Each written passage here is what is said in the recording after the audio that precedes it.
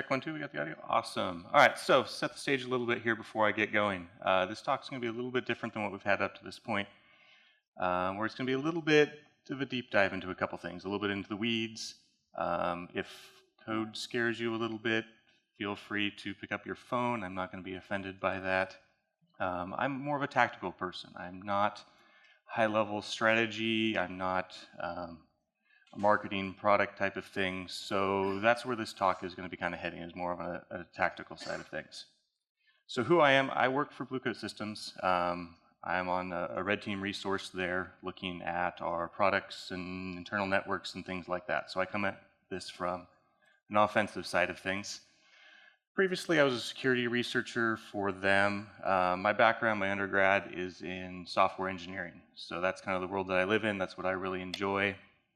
I am a graduate from SANS' master's degree program. Among other things, that means I have a whole lot of certs. If anyone has questions about that program, I'm more than willing to answer them. People that are looking at the program, it's one to consider, along with some others out there. So what I hope you get from this talk, I hope you understand some of the anomalies specifically to Weevley, and I'll explain what Weevley is here in a second, but also web shells. And again, I'll define that a little bit in case you're not familiar with it. Some of the common themes when you're hunting web shells, what might make those different than Metasploit or more traditional rat. And then a bulk of the talk is actually going to be dissecting the C2 of Weevley. And while that might seem like it's a little bit in the weeds for a conference that's talking about threat hunting as a whole, from a point of looking for things, it is very useful to get an idea of what tools are doing out there, what the artifacts are.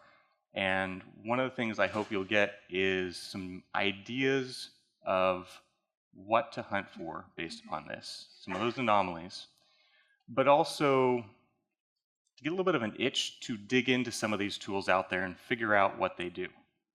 You can wait for the IOCs to come to you from somebody else, or you can get some of these tools that are open source out there. They don't mimic things perfectly. And you can start seeing what is odd.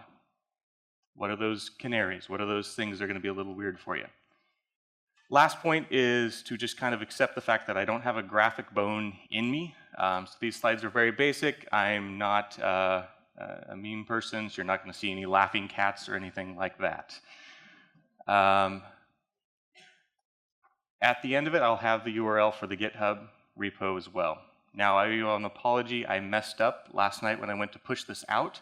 I realized that the most recent artifacts are on my lab computer, which I did not bring with me. I guarantee I will get those up before the end of the week. I'll explain what's going to be on there and why that might be of use to you. All right, soapbox. IOCs are only a hint. As we've touched on before, context is key. It's important to understand where these IOCs really fit into your network. You have to understand your network, your systems, to be able to identify the things that are odd. Buzzwords, we talk about baseline and everything. For me, it's much more general. What is it you would expect to have on your system? Intellectually, do you expect to have Linux systems coming from this subnet? Do you expect internal web traffic from this network to another network? Do you expect to have users that are working at night? Those type of things. Yes, those things can be baseline. Yes, those things can be monitored, but we have to have that context. We have to be able to wrap this into an understanding and a framework.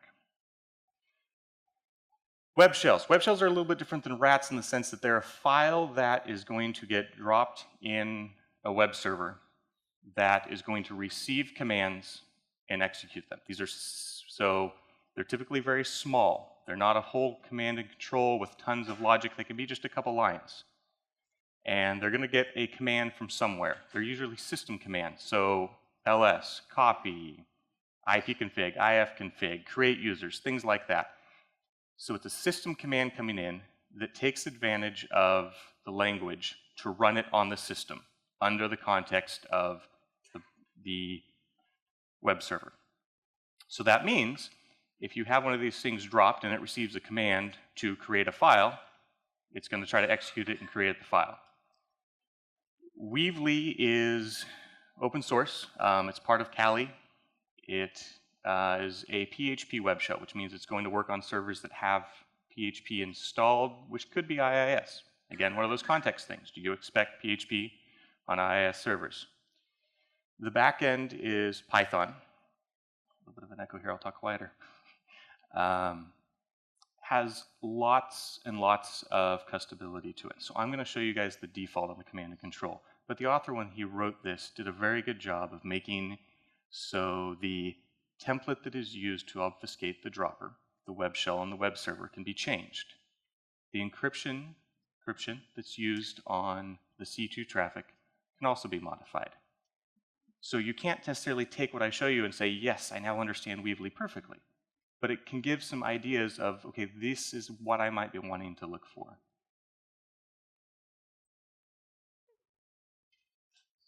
Thinking.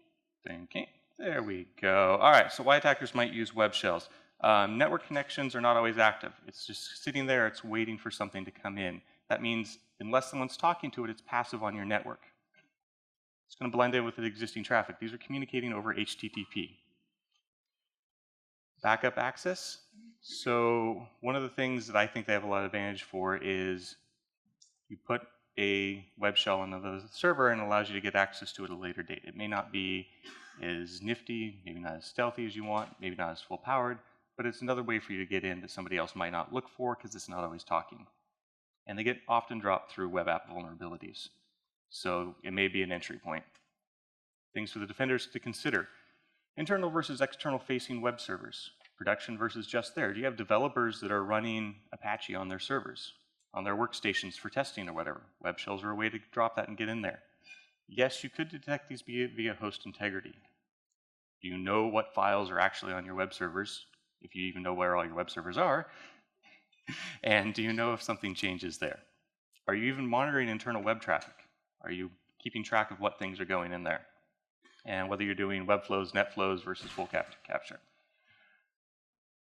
Potential tip-offs. So Weevly is very talkative. Most web shells, if they're setting up a continual traffic, are very talkative. Host integrity, and there's going to be something that catches your eye, and we'll get into that here at this point. So Weevly, I said, was very talkative. So this was generated from a PCAP. Backing up. So I have, what I'll give you guys is a PCAP that shows the attack traffic that I was using as this kind of case study. So you guys can go back through and dig into this if it is an interest to you. This was generated with T-Shark, huge fan of T-Shark.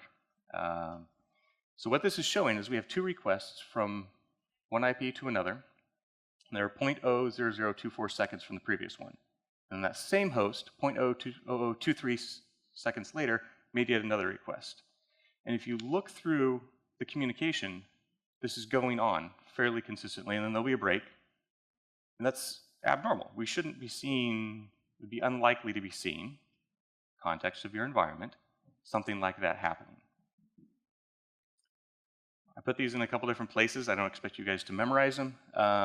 Something to point out that a lot of people may not always know is this T fields allows you to specify what kind of output you want coming from T-Shark. So you can say, I only want these fields.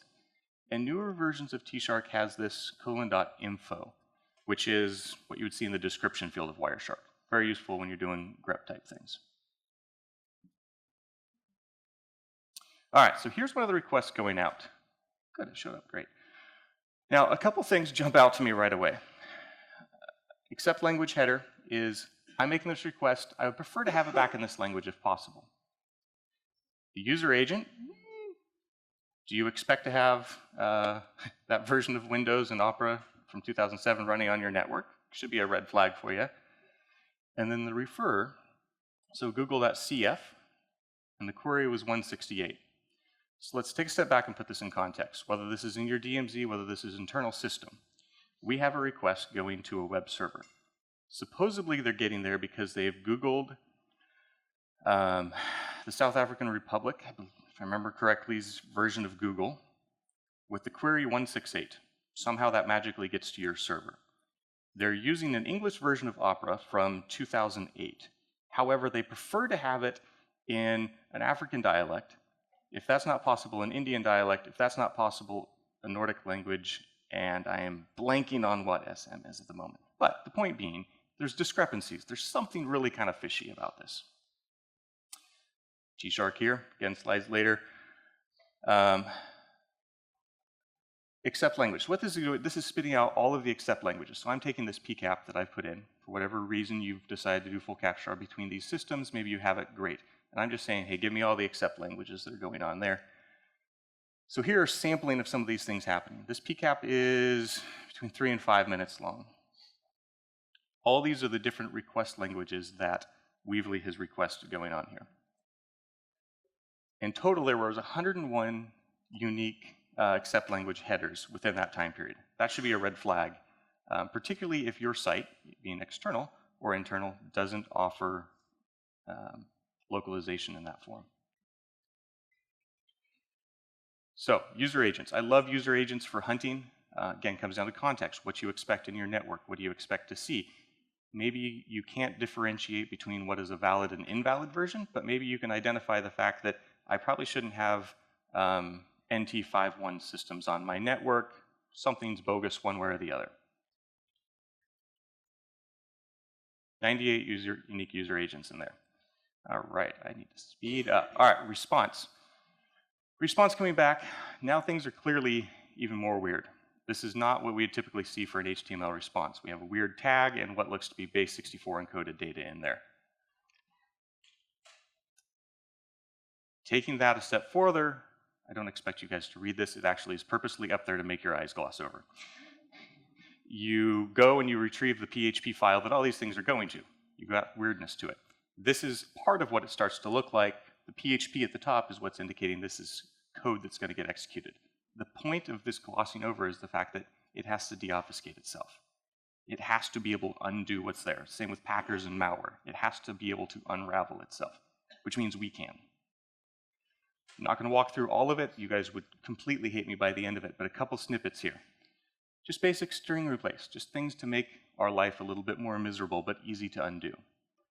Another one here where we're concatenating all these strings together and we're replacing this E parenthesis. If your eyes were really good at finding patterns, you might have noticed that appeared a lot in that other screen. Remove them all together, and that create function that we had before, we're creating a function. We're taking this that was all concatenated together to make code that we're going to then execute. This is where the web shell comes in. It's going to say execute and run this. There's our execute. All right, if we undo this, at the top, that mess now comes up with 2 parts of a key, which magically matches up with what we had in our tag there. This means we don't know it's the key yet. Giving you guys a peek here, but that is the key. So we have an option to decrypt it. We have the PHP file. If it's being encrypted, it has to be able to decrypt it. Real high level here. There's the encryption function. So it is base 64 decoding that blob of information, gzip uncompressing it, and eval. There's where the magic's happening. It says, whatever just got sent in there, execute it, run it. From a secure programming point of view, you shouldn't have eval in your PHP code. You can have web shells in JavaScript, ASP, ASP.NET, Ruby. It's not just PHP. The other thing that, just quickly to point out, is the fact that this gets the response, and then it's using the same crypto function to send the data back. So at this point, we in theory have the ability to get the commands that were being sent in. I haven't showed you where those are coming from. Decrypt them, find out what the response is, and decrypt that. So if we had full packet capture at this point, we're able to determine what actions were taken on that server. All right, now where we're getting the commands. This was pretty nifty in my opinion. Remember those accept language headers? So there's this values up here that actually have to do with a, it's either a confidence or a percentage of, I would prefer it to this degree if I remember the spec correctly. Those are matching up to this big old long refer string saying grab those arguments. And then it's going to put those all together, and then we magically have our encrypted string. So here's a case where we have something that is an anomaly, and we're able to turn that into actual data that we can operate on. Now, This is the crypto function. Like I said, feel free to have your eyes gloss over. And I used air quotes once. This is basic XOR encryption. So what it's doing is it takes a byte of the key, XORs it with a byte of the data. And if you don't, I'm not going to get into XOR. It's very basic, but it works. It obfuscates it decently. And that's this crypto function right here. All right, now there is something that you might be thinking about. There's only so much data you can shove into a refer string. And you might have commands that are going to be fairly long. And the way that they got around this, the author of Weevley got around this, is these except language headers yet again. So they actually, the author used the first part of this here, the X and the S, to form kind of a session token. And using some of this code here, and basically he's taking those to form, okay, this is the start of the data and this is the end of the data. Even if the command only takes one request, he's still going to wrap it in that. That allows the person to delimitate where it is. This is useful for us by identifying this code that was in that dropper after we deobfuscate it, because it allows us to delimitate where one command ends and another command starts. It allows us to figure out the attacker's actions. All right, putting things together real quick. So part one, first request. These are going to be 3 parts, 3 different requests coming in, forming a single command that's going to be executed. Session key. It's going to take the first part here, first query string. Come on. There we go. Same session. It's still www. Take the first and the second, put those together. Wanting to point out the fact that on this first request, we didn't have a PHP session, but it is still taking advantage of using these PHP sessions later on. Third part, putting it in there, pulling those pieces out. Cram it together. So we have the encrypted here, decrypted down here. Now, back on that, my fail of GitHub out there, I put the Python scripts that I use to decode this out there. Not because it's anything magical, because it's not. But for those of you that this is something that you're interested in, you can look at it and get a little bit of understanding of how it is, match it up with the PHP, and try to figure out if this is something that you want to implement more in your own environments.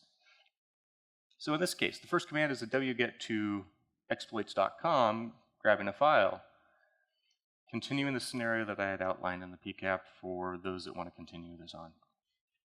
Second command coming through is a call to GCC. Probably shouldn't have had GCC on the web server, but hey, we'll let that slide. And then my favorite command here. So what that exploit was it was a privilege escalation that gave you a shelf. So what this is doing is it's using that command to create itself a new user and duct tape it into the pseudo users and set itself with a password. So through this web shell, through 3 commands, 7 packets, 7 requests, set up a user account, backdoor, SSH access into the server. Noisy when it first happened, but once it's there, they're done. And then now they have SSH access and they can try to blend in a little bit better. They might leave the web shell there so they can come back later. Might delete it so that it doesn't get picked up by host integrity, or if you notice it and you try to come back to grab the file to deobfuscate it, it's not there. Back to the context. Some of those things like the refer, the accept language, those browsers require that context. Tools give you a lot, but people knowing your environment give you even more. There's that tribe knowledge of understanding what you should be seeing and what you shouldn't be seeing for your network, that ecosystem of things. It can't necessarily transfer between them very well. You can understand Weevely, you can take that to another job, but there's definitely a lot of advantage in the people that you have and them understanding to a great degree your environment better than the attackers, which is not always easy. All right, so on this, end of the week, promise. again, my reason for providing this is hopefully this creates a little bit of interest in people to want to dig into it a little more. None of this is special. This is just a little taste for people to want to dive in more. The PCAP of the attack traffic, the T-shark commands that I kind of use and find useful for parsing things out. The Weevly attacker command history, what was the commander actually doing? That way you can go back and forth and try to figure out if you could mimic this. PHP web shell, the original one plus the deobfuscated one. Can you go back through and do the same process?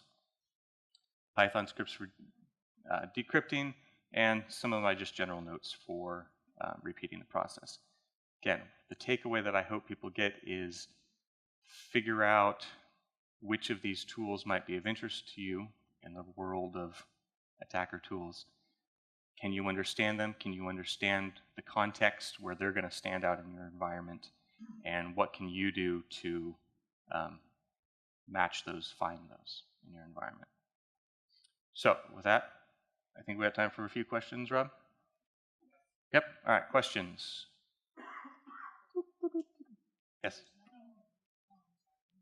There's both. Did you commit to GitHub? Because there's no, that was the mistake I made. I went to commit it last night and realized that it was on my lab computer, which I didn't bring with me. So it'll be up there when I fly back home. So you talk about understanding the environment. In your experience, is it more effective to work with like the log owners, the web app owners, than to try to be the security person that also understands this particular web app environment? I think it needs to be, so the question is working with the owners of the systems and the logs and stuff versus being the primary person of knowledge. Is that correct? Which is more effective? It depends as far as the security answer. If your analysts are looking for things, if they're the ones hunting for things, they're the ones that are trying to do the response, they need to have a little bit of that knowledge themselves. They can't just rely on always going out to the other owners to figure out, hey, this looked kind of weird to me, does this weird to you?